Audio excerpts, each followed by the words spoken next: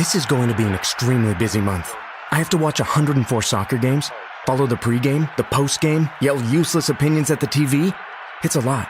So I knew that when it comes to screening for colon cancer, the choice was clear. The Cologuard Plus test. It can be used at home and can only take 15 minutes, so I can do it during halftime and not miss any action. If you are 45 or older and at average risk, ask your healthcare provider about screening for colon cancer with the Cologuard test. You can also request a prescription at Cologuard.com.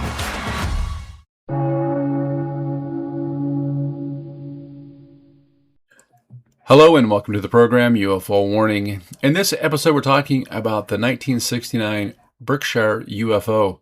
That's correct, the 1969 Berkshire UFO. Found this over on allthat'sinteresting.com. That's allthat'sinteresting.com. Written by Natasha Ishak and edited by John Karosky. It says dated October 22nd, 2022. Title says, Inside the 1969 Berkshire UFO Incident That Shook a Small Massachusetts Town. Hoping the sound's a little better today. I had to adjust my gain on this AKG mic, hoping that will work. Let me know what you think.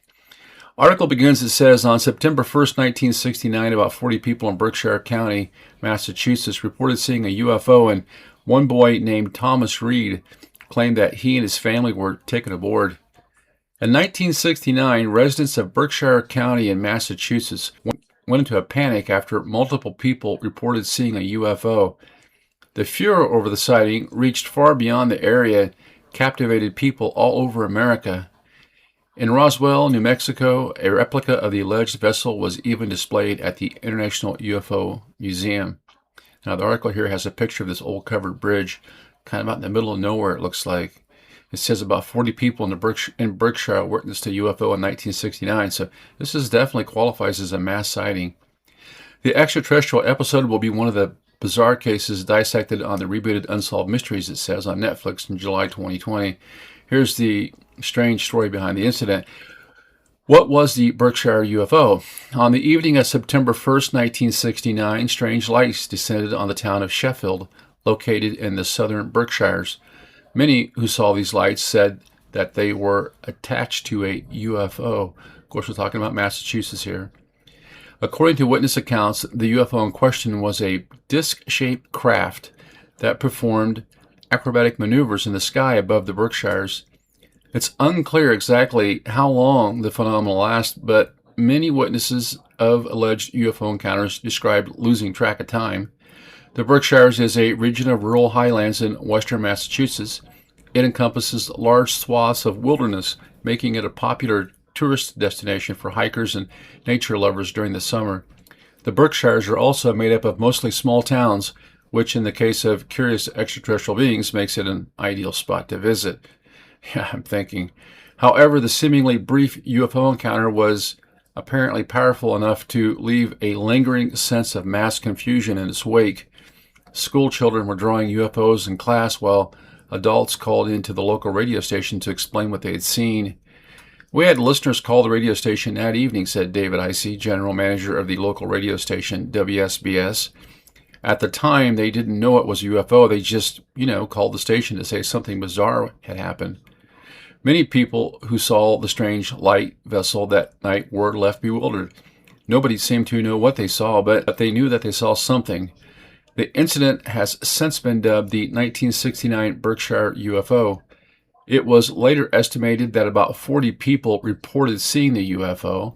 Some of them, who were children at the time, still live in the area today. Children coming to school talking about the event, said Robert Kroll, the director of the Great Barrington Historical Society in 2018. An old student of mine, one is a local shop owner whose father was a police chief in town. So these are reliable people. These are not self-promoters. Well, he's got a point. I mean, it's just local native people there. They look up in the sky, they see this UFO. It's not like they're coming in trying to stir something up so they can profit off of it. The witness accounts were so plentiful and compelling that the local Great Barrington Historical Society recognized the encounter as the first off world UFO case in U.S. history about 45 years later. But did the 1969 Berkshire UFO incident actually happen? And that's got a picture of the bridge here again. Kind of cool looking. monument was erected near the covered bridge in Sheffield, where residents said they saw the UFO. Whether or not you believe the witness stories, the Berkshire UFO in 1969 was no doubt a remarkable event for the townspeople of Sheffield. While many have admitted to seeing the UFO vessel or its strange lights, the most prominent eyewitness is by far Thom Reed. According to Reed's account, he saw the UFO when he was 9 years old on September 1st, 1969, while he was in the car with his mother, grandmother, and brother. As Reed recalled, the family was heading home from their restaurant village on the green, and he was busy giving his brother a little fireball candy. Suddenly, they noticed a mass of glowing lights peeking out from behind the lush trees on the empty road. The strange lights continued to spill out from behind the trees as the family crossed the covered Sheffield Bridge, but they didn't know what to make of the sight. We all looked because it was kind of a self-contained glow, Thom Reed said. It rose up a little bit. It looked like it followed the dirt road, which I'm sure it probably didn't, but it appeared that way because we could see it through the trees. The light started to bleed through once we broke into a little bit of a clearing. We could see inside the car, so the light was flooding inside the car. Think about that, 9 years old, going down this rural country road. They look up, they see these lights, and then suddenly the light from this UFO is so intense, this craft, it's flooding the inside of the car. After an amber glow emerged on both sides of the car, Reed recalled being taken to a hangar-like area that was bigger than a football field. We encountered something, Reed said. It was definitely not of this world.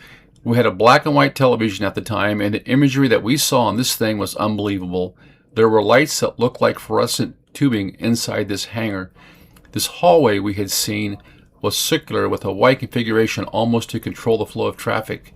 This one room had a bowed-in wall that was rounded. It was not something that you would have seen in 1969 anywhere else.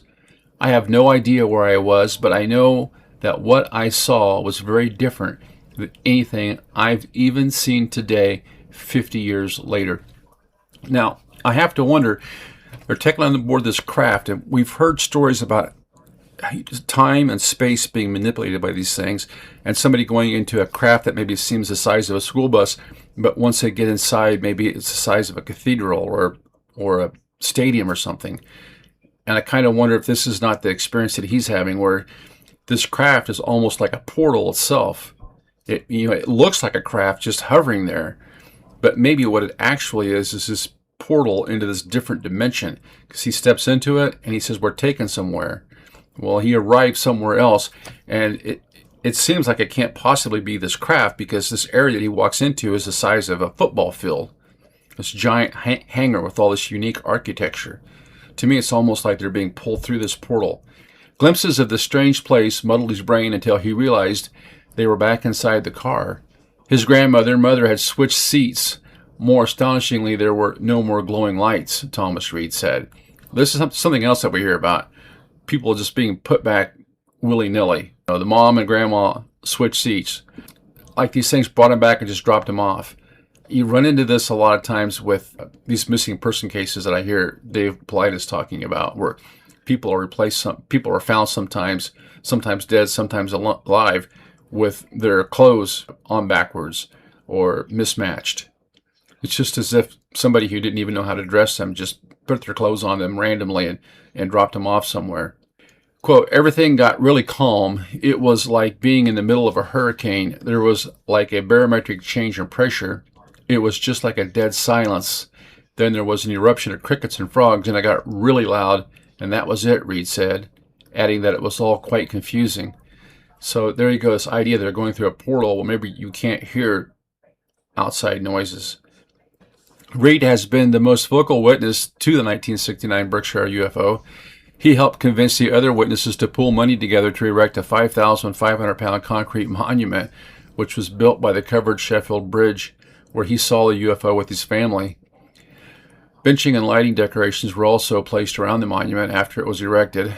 Later, Reed formed the nonprofit UFO Monument Park Incorporated to maintain the plot of land where the monument stood. Yeah, you can see pictures of it here in the article. They are pretty good-sized rocks they put outside of this thing. It says, word of the 1969 Berkshire UFO reached beyond Sheffield in Roswell, New Mexico, the location of another infamous UFO encounter. The International UFO Museum put up a display of the alleged Berkshire craft. Well, when they say infamous, I wonder if it's infamous from the point of view of the aliens or from the point of view of the contactees. Although the town of Sheffield seemed to embrace the Berkshire UFO incident first, the novelty of the story has worn off among some residents in recent years. Disagreements between those who believe the UFO monument marked a significant event in the town's history and those who saw the monument as an eyesore began to boil over. In 2019, just about 4 years after it was erected, the town removed the Berkshire UFO monument. The town's attorney's assessment that the monument had been erected on town property quickly paved the way for lawful removal. Yeah, I guess people just didn't want to be reminded of this, did they? According to Reed, there were no issues with the town officials during the plans to build the UFO monument, but officials painted a different story. It's kind of on town property, and no one decided it could go there, said Town Administrator Rhonda Lombardo. The town has bylaws, and if we let someone put something up, then why can't someone else? I don't want that to happen. You would have thought they would have put a little more thought into this before they allowed someone to put this big giant rock in front of the bridge. According to a town and land survey, the monument's location was on a town right-of-way and had to be removed. To add insult to injury, other parties withdrew their public support for the monument as well. In 2018, a spokesman for Massachusetts Governor Charlie Baker, whose signature was sealed onto the UFO monument, told the Boston Globe that the signature had been issued in error. The Great Barrington Historical Society, which described the mass Berkshire UFO sighting as a significant and true event in 2015, backpedaled on its support too. You know, that's weird. It's almost like we got some last-minute narrative control coming in here. I mean, you did all this stuff, you went ahead, and you put the seal of approval on it, you put the governor's signature on it, and then all of a sudden you're backing off. That's weird to me. Goes on, it says, I think the Historical Society regrets that our words or our decisions have been taken out of context, said Kroll, who added that the incident was significant to the town, but the organization shouldn't have focused on one individual. An obvious reference to Reed. Yeah, it seems like maybe there's some personal animosity going on here. I don't know. In 2019, after there were no efforts by Thomas Reed and his colleagues to remove the structure, the town hauled away the UFO monument for good. So they let the guy put this thing up out here, and then I guess, 6 years later, he's supposed to come along and voluntarily tear it down. I don't know. It seems weird to me. The monument was removed at considerable expense to the town, she said. Selectman Martin Missoff, who would not give the precise cost of the removal. Unfortunately, the party responsible was not responsive. Meanwhile, Reed said he and his colleagues would fight the removal. Okay, now this is really sketchy to me. They come out and they make a point of how much it costs to remove it, but then they won't tell you how much it costs. I mean, what's wrong with these people? I'm not seeing transparency there. I'm seeing more transparency in the guy that says, hey, I saw a UFO and I got abducted. Despite the human drama surrounding the event, the 1969 Berkshire UFO sighting continues to fascinate UFO enthusiasts from all over the world. Perhaps the Unsolved Mysteries series will bring us just a little closer to the answers and resolution. Yeah, it was a pretty cool series, by the way. Yeah, really neat sighting. Over on unsolved.com, they've got a short article on this. It's kind of cool. It says, Berkshire's UFO, what caused multiple people to keep quiet after a UFO encounter 50 years ago. Case details. As the youngest of 7 boys in a family that lived in Great Barrington for 5 generations, Tommy Warner 10 had only known the stability and routine of small-town life. Then at dusk on Labor Day weekend 1969, Tommy's life changed forever. Then it's got a picture of him here, 10 years old, sitting in front of, looks like an old Dodge maybe, or a Plymouth. It's the last days of summer before school is scheduled to start. Tommy is with the neighbor kids next door and hears a voice in his head urging him to leave, go home. He thinks Scott is talking to him, so he takes off running, but on the way home, Tommy's friends and neighbors see him vanish into thin air, and he doesn't reappear for 7 minutes. It's during this period of time that Tommy believes he was transported to a UFO. The next thing he remembers, he is back in his yard, pinned to the ground by an unexplainable beam of light. When he's released, he runs home terrified. So we have another case of abduction during this Berkshire's UFO event. Melanie Bauman, 14, saw a blinding light and saw a huge craft. On this same summer evening, just a mile or two away, Melanie Bauman, 14, is enjoying an ice cream cone parked by a lake with her family. Suddenly, they're shocked to see a blinding light and a huge craft rising out of the water in front of their car. Melanie and her siblings scream and try to hide as their father attempts to follow the mystifying craft. The next thing Melanie remembers, she's alone in the dark on the sandy lakefront, left to find her way home. Like Tommy, she believes she was abducted. The Reed family was surrounded by terrifying, brightly colored lights. Wow, that's strange. This next one says, the Reed family was surrounded by terrifying, brightly colored lights. In Sheffield, the next town over, the Reed family drives through a covered bridge. This is one we were just talking about. On their way home, as they exit the bridge, their car is surrounded by terrifying, brightly colored lights, and the family has the sensation of dropping deep underwater. Then 10-year-old Thom Reed, his younger brother and mother and grandmother find themselves inside what seems like an enormous, bizarre warehouse. Tom is placed on a metal table and hears the voices of his mother and 4 brothers. They sounded frantic. The next thing they know, the entire family wakes up back in their car. Then we have Jane Green. Says Jane Green encountered the UFO while driving home with a friend. That evening, Jane Green, 42, a respected citizen of the Great Barrington community, also encounters the UFO. As she's driving home with her friend, she sees a huge bright light in front of her car.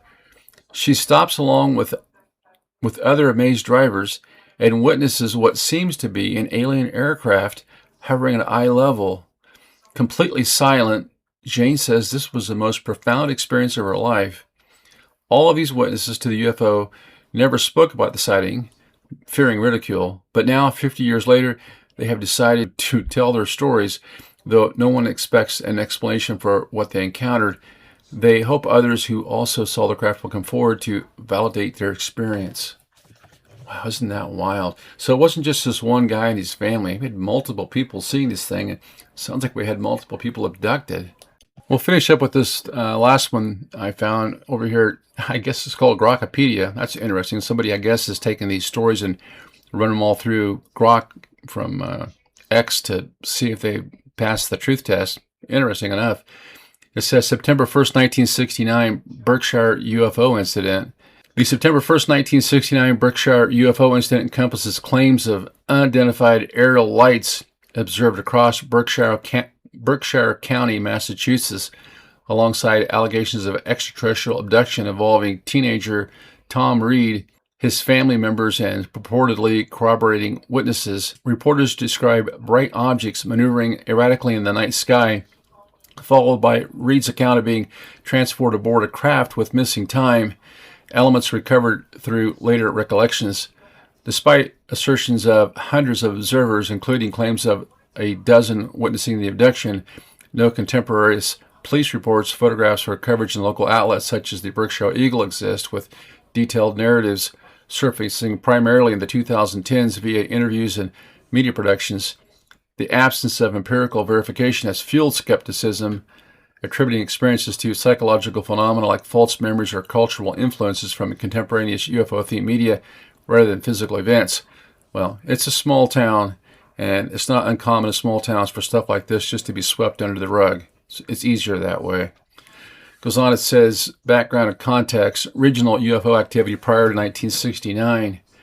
The decade following the 1947 Kenneth Arnold sighting that sparked national interest is unidentified flying objects. Berkshire County, Massachusetts recorded several isolated UFO reports, primarily in Pittsford, Stockbridge, and North Adams, aligning with broader patterns of post-World War II aerial anomalies reported across the United States. On July 4th, 1947, 4 Pittsfield residents, including Mrs. Sidney Smith, observed a round, colorless, luminous object exhibiting a peculiar rolling motion overhead at approximately 10:45 a.m. during a local parade. The object reportedly accelerated southward while gaining altitude. That same month in Stockbridge, Mrs. Fairfield Osborne, a guest at a local resident, witnessed a brilliantly illuminated round object resembling an automobile headlight hovering near Mount Everett before it vanished seconds later. You can see these things have been showing up for a while. Subsequent reports remain sporadic. In late May 1950, 6 witnesses in nearby Bennington, Vermont, adjacent to southern Berkshire County, claimed saucer-shaped objects as noted in headlines, though details were limited. August 1950 brought additional saucer sightings in Pittsfield and Lee, per contemporaneous newspaper accounts. And by November 1951, Mr. and Mrs. Fenton in North Adams reported multiple green fireballs traversing the sky, distinguishing them from typical meteors based on their trajectory and appearance. Yeah, when these things are flying laterally along the ground, probably not meteorites. These pre-1969 incidents drawn from local media and eyewitness statements involve small numbers of observers and no corroborated physical evidence, contrasting with the scale of later regional events.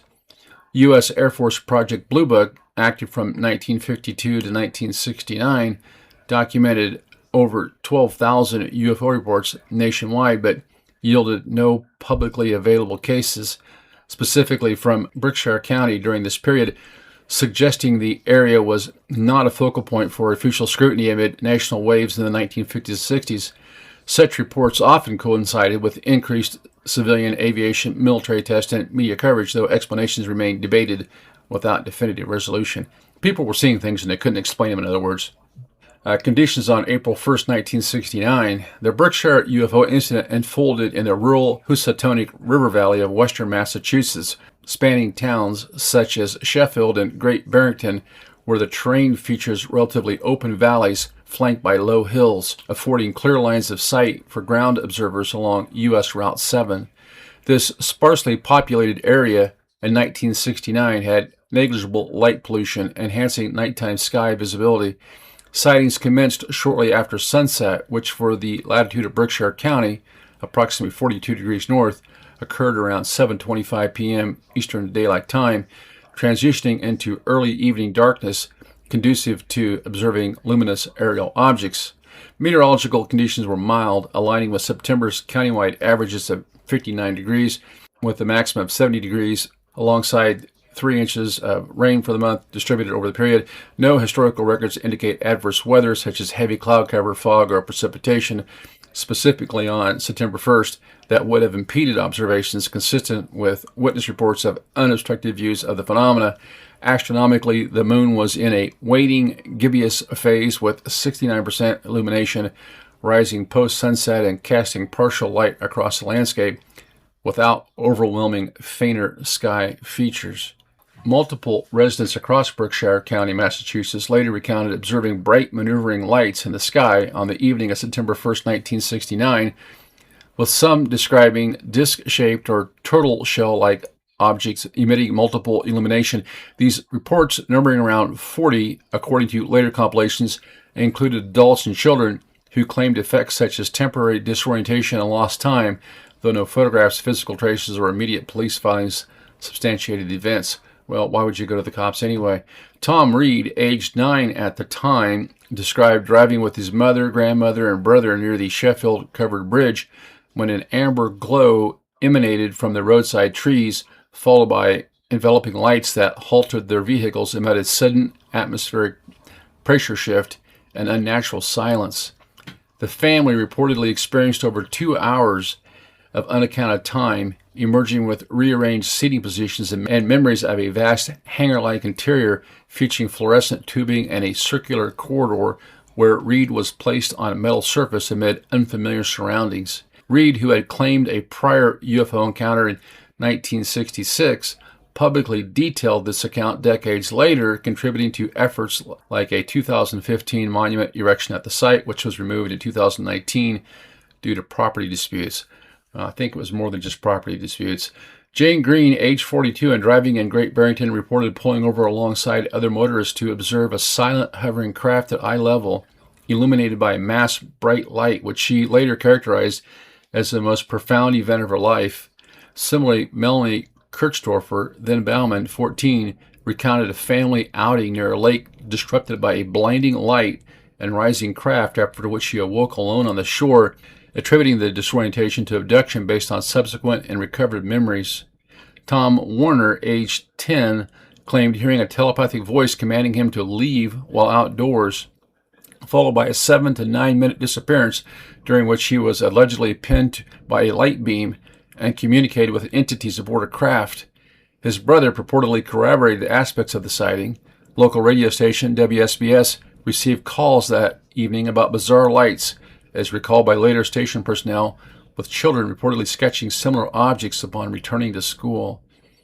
However, these testimonies predominantly surfaced retrospectively, with primary promotion beginning in 2010s via figures like Reed and no verifiable contemporary records, such as entries in the Berkshire Eagle newspaper or police logs that exist to confirm widespread immediate reports. Yeah, so what it seems like what you have is an actual sighting that did happen. It was reported by a pretty large number of people, but people didn't bother going to call the cops so much. You had some calls to the radio station, and then the whole thing kind of blew over. And what happened was, I think all this talk about the abductions is what probably really scared a lot of people off. They didn't want to be embarrassed. They didn't want to talk about something that's so strange, so out of this world, that it's almost like they were okay with folks talking about observing something they couldn't explain. Because, simply saying you saw weird lights in the sky, well, you could say this is some sort of top secret government project or whatever. But when people talk about being abducted by these things, and then you cross the line. And especially when you talk about people saying, well, I was placed on this table, my movements were restricted, I couldn't get up, beings were doing things to me that I don't even want to remember, or they seem to act toward me in a condescending way, and then just randomly drop me back off in a car somewhere. All of a sudden you shift from, hey, we saw some cool lights, to, oh, by the way, these entities came here from some other dimension or some other planet millions of light years away, abducted us, took us on board, did things to us that they apparently didn't want us to remember because our memory's been blocked, and then just randomly returned us back to where they found us. A much more disturbing series of events, actually, and it seems like, to me, like as these abduction stories unfolded, then the people who were okay with all the talk and the attention about the UFO sightings, to the point where they allowed a monument to be put up, allowed the government's signature to be attached to it, and the historical society and all this. But that was okay as long as it was just mainly about the sightings. But when the abduction stories came out, it seems as though people really felt like they'd been taken into kind of the woo-woo land, and they didn't want to be there. And all of a sudden, there was a property dispute 6-7 years later about this little strip of land next to the bridge where this boulder had been placed at. And all of a sudden, nobody wanted to talk to this guy who was rounding up locals who were talking about events that happened to them. Suddenly, a lot of people seem to develop amnesia. This looks to me like a classic case of narrative control. It's okay to talk about UFO sightings, but it's not okay to talk about abductions, about these things mistreating people, about all the other weird cattle mutilations, about all the other weird stuff that goes along with it. We're kind of seeing this in these government files that have been released. There's a lot of talk in there about people observing things, people observing lights, whatever. But I've seen very little talk about people being abducted, about cattle mutilations, about the bad things that can happen with these things. It's almost like you're allowed to talk about this stuff right up to that point. And then after that, no more conversation. Anyway, hope you enjoyed the program today, talking about the Berkshire's UFO back in 1969, the multiple sightings there, possible abductions. If you like the program, don't forget to hit like, follow, subscribe. Doesn't cost a dime. Until next time, this is UFO Warning, over and out.